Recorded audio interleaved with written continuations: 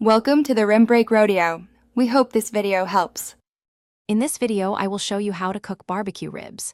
First, let's get those ribs ready. Start by carefully removing the thin membrane from the bone side of each rack. This simple step ensures a more tender bite. Next, generously coat the ribs with your preferred dry rub, making sure to cover every surface.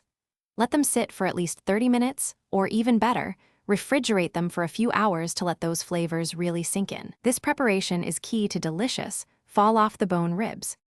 Now for the cooking. The secret to amazing ribs is a low and slow approach. Aim for a consistent temperature between 225 and 250 degrees Fahrenheit.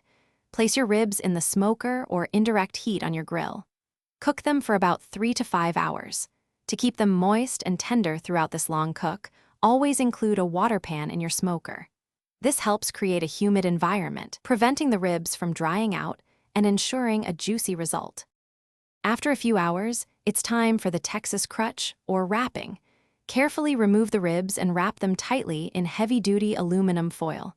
Add about 1/4 cup of liquid, like apple juice or broth, inside the foil to create a steaming effect.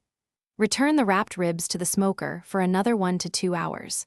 This step helps tenderize the meat significantly. You'll know they are ready when they reach an internal temperature of around 200 degrees Fahrenheit and are incredibly tender. Almost there, unwrap your tender ribs and generously brush them with your favorite barbecue sauce. Return them to the smoker or grill for the final 30 minutes. This allows the sauce to caramelize beautifully, adding another layer of flavor and a slight sticky glaze.